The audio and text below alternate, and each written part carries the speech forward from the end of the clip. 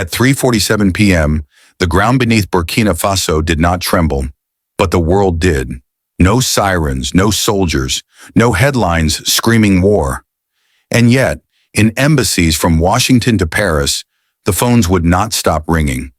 In a dusty room in Ouagadougou, a pen moved slowly across paper. Not for oil, not for aid, for something far more powerful, $17 billion. For gas, for independence. They said Burkina Faso was too small, too poor, too dependent. But today, the nation once overlooked stands center stage in a drama bigger than business. This is a story about how Africa shook the West without firing a shot, only signing a deal. A deal that threatens colonial currencies, bypasses Western banks, and dares to speak a language of freedom they cannot control. So the question is, how did a forgotten land become the heartbeat of a new world? And why is the West so afraid? Don't blink, this isn't just business. This is history unfolding from the heart of Africa. Stay with us, and if you stand for a continent rising on its own terms, subscribe now. Burkina Faso, a name many in the West once struggled to pronounce, is now written in bold ink on billion-dollar contracts that make world powers whisper. The signing of the $17 billion gas deal with India was not simply about energy. It was about reclaiming dignity, power, and future. Let's trace the facts. Underneath Burkina Faso's dry red soil lies an energy treasure. 3 trillion cubic meters of natural gas, valued at more than $200 billion. These reserves sit beneath the Tano Basin and the Volta Basin, two geological formations long known to the world's energy giants. Shell, Total, and ExxonMobil had surveyed, mapped, and studied these basins since the 1980s.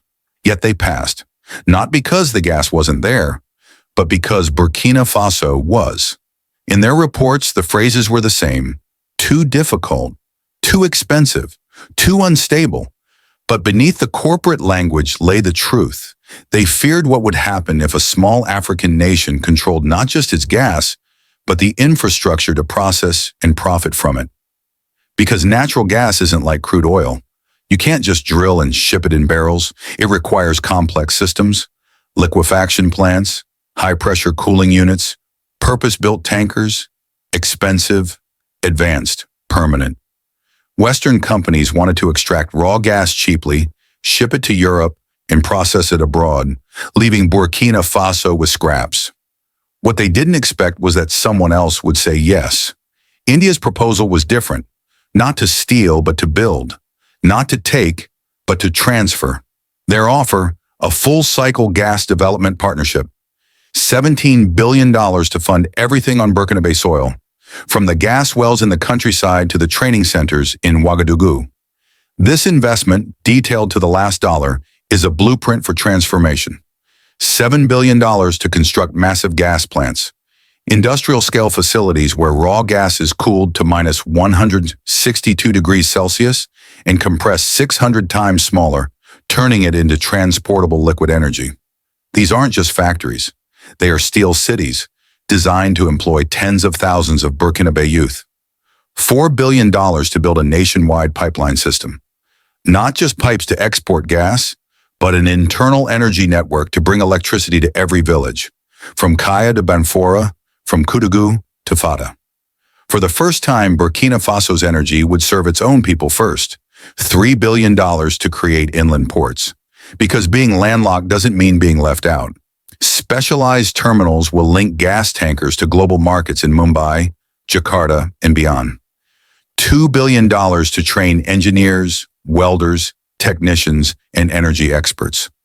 Indian professionals will not just lead the way, they will be required to train their Burkina Faso counterparts, ensuring local ownership and long-term sustainability. $1 billion to improve essential infrastructure, roads, housing, communications, schools. Because real growth doesn't happen in isolation. It spreads through lives, families, and futures. And none of this is charity. The agreement is structured not as aid, but as an investment with mutual stakes. India gains a long-term, stable energy partner. Burkina Faso gains capital, infrastructure, and skills. But here is the number that speaks loudest. 50,000 direct jobs. Tens of thousands of men and women, no longer forced to emigrate or beg for opportunity, but building the very systems that will power their country. The multiplier effect is expected to create hundreds of thousands more jobs. Supply chains, logistics, transport, agriculture, services, all tied to the new industrial corridor. For too long, development in Africa has meant outsiders arriving, digging holes, extracting value and vanishing, leaving behind polluted rivers and broken promises. But this project flips that model. It builds up, not out. Even more striking, the $17 billion will not flow through Western-controlled banks or be denominated in US dollars or the CFA franc. Instead, the deal will be transacted in Indian rupees and a new West African currency, a clear challenge to colonial monetary control. In a single stroke, Burkina Faso not only launched an energy revolution, it launched a currency rebellion, one that Ibrahim Traore and his government see not as confrontation, but as liberation. The West calls it dangerous. The people call it overdue. But the most powerful truths were not in the numbers. They were in the voices of mothers in Gawa, no longer cooking over smoky fires, in the sparks flying from welding machines in Kudugu, finally powered by reliable energy, in the school children of Kaya, reading under bright lights instead of candle flicker. This is the real story the headlines won't tell. That energy is not just power, it is dignity. But the real explosion wasn't underground. It was geopolitical. It didn't take a week. Within hours of the announcement, cables were being sent across the Atlantic. Phones buzzed in the West Wing, the Élysée Palace, Whitehall. Meetings were called, quietly, urgently. There were no public statements, but panic needs no microphone. What shocked them wasn't just the size of the deal, but its symbolism. Burkina Faso, once labeled a donor-dependent nation, had just rewritten the rules of engagement. They had bypassed the dollar, ignored the CFA franc, and chosen India over Europe. In Washington, analysts called it economic rebellion. In Paris, advisors whispered of a new energy axis. But the reactions went far beyond words. The pressure campaign began. Neighboring countries, Ghana, Togo, Ivory Coast, received urgent diplomatic visits. Western envoys warned them not to cooperate with Burkina Faso's port infrastructure plans. Deals that had been progressing quietly were suddenly questioned. Environmental review boards were resurrected. Port authorities were asked to reconsider permits. Then came the media. Newspapers in London, Berlin, and New York ran stories about the environmental risks of the project. Concerns over methane leaks. Questions about compliance. The same outlets that had ignored oil spills in the Niger Delta or uranium poisoning in Niger suddenly became guardians of African ecology. But the campaign wasn't limited to words. Shell, which once declared the Tano Basin unviable, returned with a last-minute proposal offering to match India's offer. Total, which had pulled out of West African gas fields 5 years ago, offered to build faster and greener plants. ExxonMobil sent emissaries to reopen the stalled negotiations. And from across the ocean, American diplomats arrived in Ouagadougou, briefcases in hand, proposing an alternative package. Less money, but with strings attached. Monitoring conditions, currency requirements, and foreign management. Then the World Bank, silent for decades, discovered a sudden interest in Burkina Faso's development. It offered funding for green alternatives that would divert attention from the gas deal. Proposals for wind farms, solar parks, and biomass plants flooded the desks of officials who had never before been courted. But the most telling sign of desperation was this. They weren't offering new partnerships. They were trying to block the existing one. India, for its part, remained measured but firm. It clarified its commitment, accelerated timelines, and quietly sent more experts to begin groundwork. Their strategy was not to fight propaganda, but to move faster than it. And inside Burkina Faso, the mood changed. Where once there had been caution, now there was resolve. The story had spread. From Banfora to Kaya, people spoke of the deal with pride. "They're afraid," murmured market sellers in Bobo, "because this time, it's ours." Protests began, not against the government, but against foreign interference. University students demanded transparency, yes, but also demanded that no one steal this moment. They understood what was at stake. And through it all, Ibrahim Traore remained steady. No dramatic speeches, no shouting, just one message repeated: let them offer better deals, but they cannot buy our direction. The tension was now public. News outlets once indifferent to Burkina Faso began publishing op-eds debating whether Africa was pivoting dangerously away from Western allies. Former diplomats warned of a strategic loss of influence in the Sahel.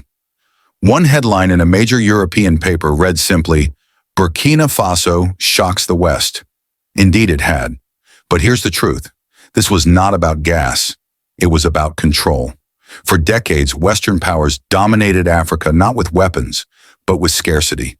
Scarcity of credit, scarcity of technology, scarcity of access. When you control who gets to grow, you control how they grow. Burkina Faso's gas deal did more than promise wealth. It promised choice. And in that choice lay the threat. Because if one small nation could break free, what stopped others? Already, Niger, Mali, Chad were asking questions, digging up old surveys, calling in new partners. And Western powers knew, if this model succeeded, their influence would collapse like a house of cards. This is why the campaign was so fierce. This is why the headlines turned hostile. This is why the briefcases arrived. But the people knew. From the woman boiling water over wood smoke in Gawa to the boy studying by candle in Koudougou, they knew that this time the story was different. This time, they were the story. If they can't own the deal, they'll try to break it. Gas is energy. But in Burkina Faso today, gas is so much more.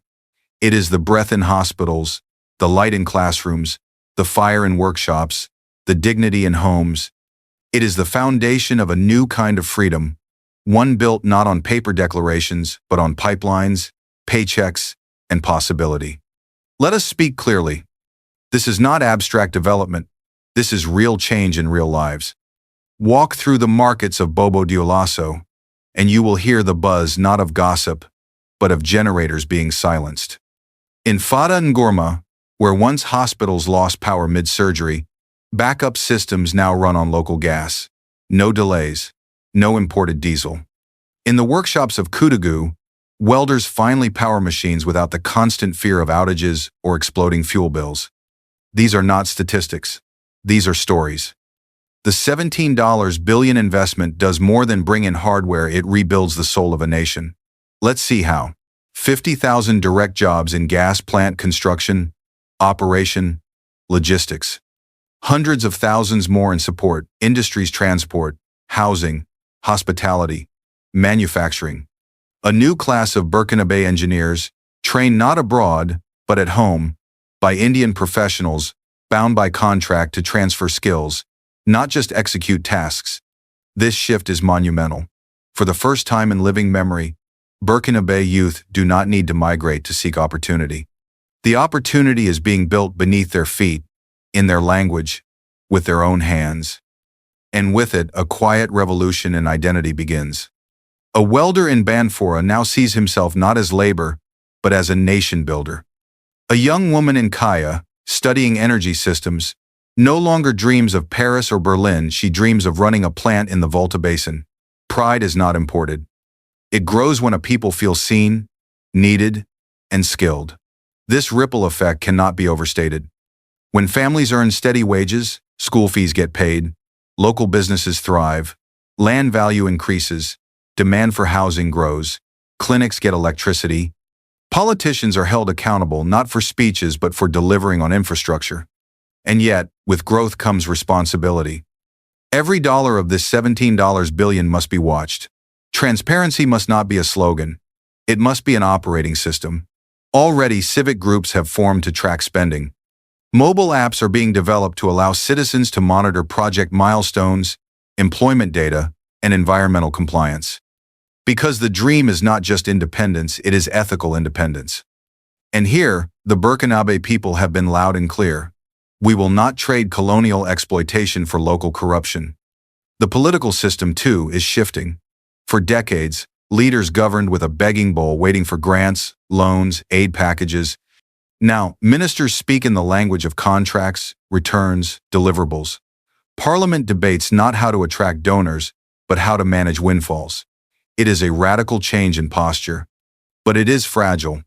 If corruption seeps in, if nepotism rots the hiring process, if safety corners are cut, the project will lose its soul before it lights a single bulb. And more dangerously, it will prove the cynics right that African nations cannot handle wealth without ruin. That is why the stakes are so high. This is not just Burkina Faso's moment. It is a test case for a continent. If the project succeeds delivering jobs, light, training, and profits, then Mali, Niger, Chad, and beyond will believe. The model will spread, partnerships will multiply, Africa will rise on terms it wrote for itself. If it fails either through mismanagement or sabotage, then trust will collapse. Outsiders will say, "We told you so." And worse, Africans will believe it again. That is why this isn't just about energy. It's about memory. For 60 years, they told us we were too poor to manage our own development, too unstable, too unskilled. And for a time, many of us believed them. But no more. Now, in every corner of the country, people are watching not just with hope but with vigilance. Because this deal is not a gift. It is a responsibility. If you believe this is what Africa needed all along, say amen in the comments. But the real transformation lies not in what is built, but in who builds it. The silence in Western capitals is loud. Beneath the diplomatic smiles and well-crafted press releases lies a quiet truth. Burkina Faso has done something unthinkable. It made a billion-dollar energy deal without them. And worse, it did so without the dollar. For over 60 years, every ounce of oil, every gram of gold leaving African soil was priced, paid, and profited in Western currencies. Dollars, euros, and most insidiously, the CFA franc, a colonial-era currency still controlled by the French treasury. Even as countries won independence on paper, their economies remained chained to foreign banks. But not this time. This $17 billion deal, brokered with India, will be paid in rupees and a new West African currency. It is more than a financial arrangement. It is a political earthquake. For the first time, a major African energy contract avoids the monetary systems that have long siphoned value from the continent. That is why the West is rattled. Because Ibrahim Traore did not just sign an energy deal, he signed a challenge to a world order that places Africa at the bottom of the financial ladder. And what frightens Western powers most is not the gas, it is the precedent. India's response has been instructive, calm, deliberate, and respectful. While the West lobbies neighbors and mobilizes media campaigns, India focuses on implementation. Training programs are underway. Engineering teams are on site. Equipment orders are being filled. And crucially, they are not demanding control over governance, elections, or foreign policy. This is the difference in approach. For decades, aid from the West came with strings. Impose reforms, adopt policies, open markets, surrender sovereignty. India's investment, by contrast, respects national dignity not as a favor, but as a foundation for mutual growth. China, too, is watching. Though not directly involved, the success of this deal reinforces what Beijing has pursued through its Belt and Road Initiative, a multipolar world where African nations have options. Even Russia, though quiet on this particular deal, benefits from a shift that weakens Western economic control. For the West, the implications are deep. Sanctions lose power when nations can trade in alternative currencies. Financial leverage collapses when countries stop borrowing in dollars. Influence fades when development is no longer a monopoly. And so, the backlash begins. Reports surface questioning Burkina Faso's stability. Environmental audits appear. Think tanks publish warnings. But beneath the noise is fear that the old tools no longer work. Because for the first time in modern African history, a nation is saying, "We'll sell our gas, we'll build our plants, but we'll do it in our currency, with our partners, and on our terms." What happens when Africa no longer asks for permission? What began as a contract may become a continental catalyst. From the deserts of Niger to the coasts of Senegal, governments are opening long-forgotten geological files. Gas fields once dismissed as too small or too distant are being re-examined. Why? Because if Burkina Faso can attract $17 billion on its terms, why can't they? Already, calls have come in from Mali, Chad, Sierra Leone, asking the same question: how did you do it? The answer is not just in the gas.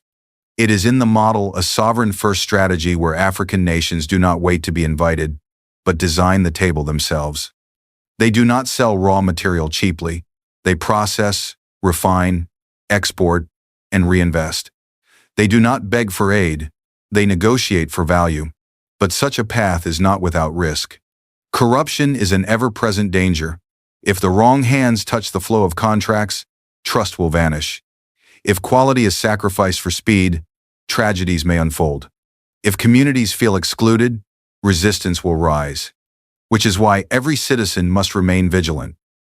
This revolution will not be televised. It will be audited, inspected, questioned, and built with accountability. There is also the international risk. The more Africa pivots toward Asia, the louder the objections will grow. Sanctions, diplomatic isolation, market manipulation, these are not relics of the past. They are still in the playbook. But the difference now? Africa has options. India's energy needs are vast. Its population surpasses 1.4 billion. Its manufacturing sector grows 6 to 7% annually. And with geopolitical tensions rising in the Middle East, India needs energy routes that are secure, reliable, and politically stable. West African gas is the perfect match. Shipping from Côte d'Ivoire to Mumbai takes less time than from Qatar. Political relations are free from colonial history. Investment comes with infrastructure, not interference. In the next 5 years, we may see something unthinkable. An African energy corridor stretching from Senegal to Somalia, connected by pipelines, refineries, and training centers. And if it happens, it will not just power Asia, it will empower Africa.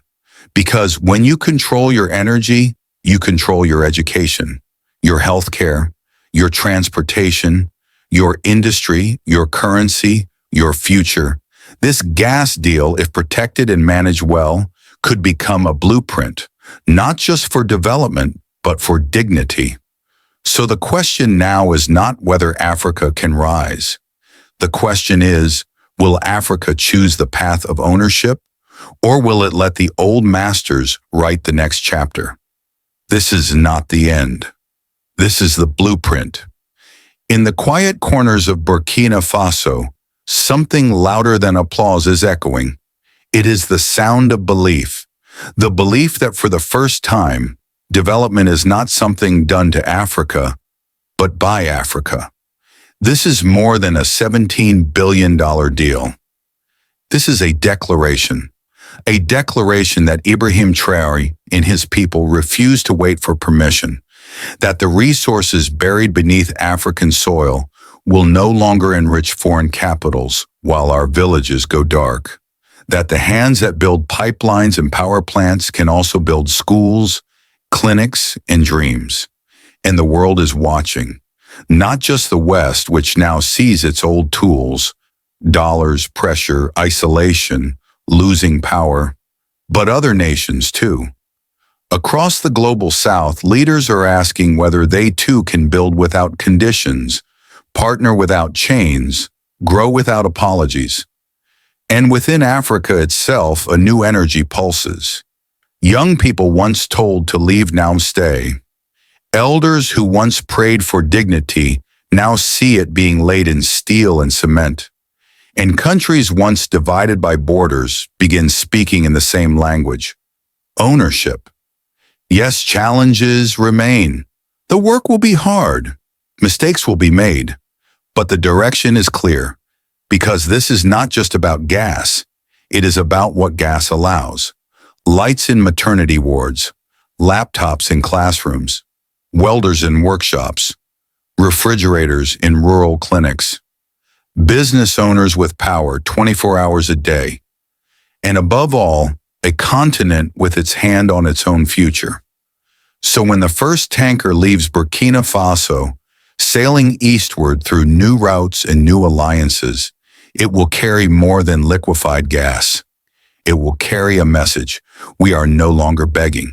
We are building.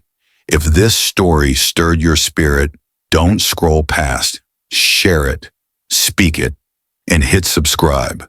Because Africa's voice is rising, and it's time the world listened.